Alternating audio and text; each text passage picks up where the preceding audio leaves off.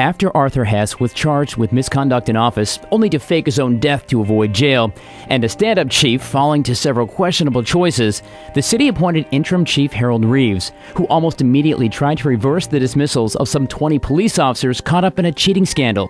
This move also proved to be unpopular, and Reeves served less than 2 months as interim chief. Chief Caldwell followed, then came Tandy Carter, who once again, by all accounts, was a good chief, a good leader, and a decorated soldier. Very honorable, very honest person who did not, bend to any type of political anything. But it may have been his solid character that would be his undoing. In the early hours of April 21, 2010, Mayor Steve Benjamin, just hours after his election party, was involved in an accident while on his way to an interview, which left a local waitress severely injured.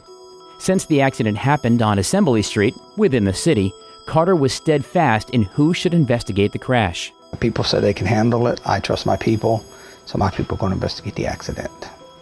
Chief Carter did not see, and I talked to him about it, that in this case, a very unique case, having independent investigation was something everyone wanted to see happen. And I think he just did not see that. This didn't sit well with some in the city, or even the state for that matter. The chief was told that an outside agency should investigate the wreck, since technically the new mayor was something of a boss to the chief. He continued to push back on any outsider looking into his investigation, and on May 10, 2010, Chief Carter left the city. The South Carolina Criminal Justice Training Academy requires that police officers get annual training. It includes learning new laws, brushing up on the old ones, and of course, shooting and proficiency with your firearm.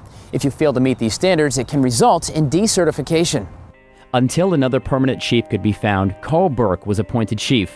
It came to light, however, that he had not qualified with his firearm for the last 3 years, leaving his police certification expired. Burke finished his service to the city without a gun and in plain clothes. In October of 2010, former Richland County Chief Deputy Randy Scott was tapped to head the department. Scott had served the community for many years. He was knowledgeable with the city, its leaders, and residents. Scott was also very accessible to his officers, the community, and even the media. But even under Scott, several issues made headlines, including the botched investigation into the suicide of Thomas Sponseller. In December of 2012, Chief Scott announced that he was stepping down, temporarily anyway, because of rules surrounding police retirement. On December 31st, he resigned, but returned to his post 15 days later.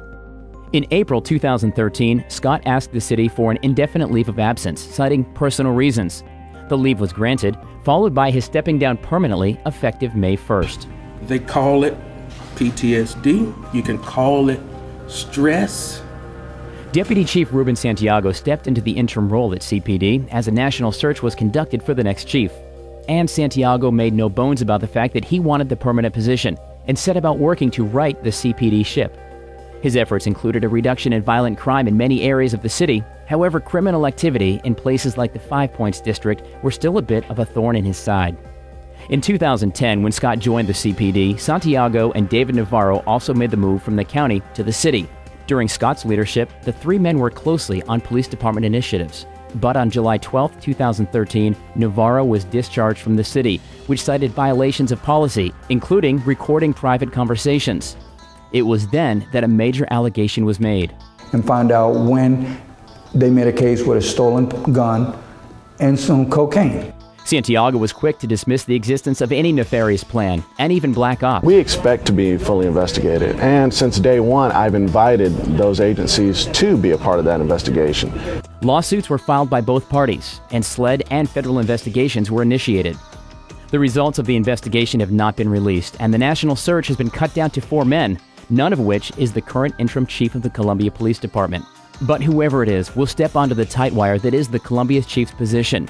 He'll have to continue to walk that line between his officers, the city, and its citizens. One thing is for certain, there are over 300 hardworking men and women who serve the citizens of Columbia, South Carolina. They need a leader and deserve stability, regardless of the man wearing the gold shield. Tyler Ryan, Watch Fox News.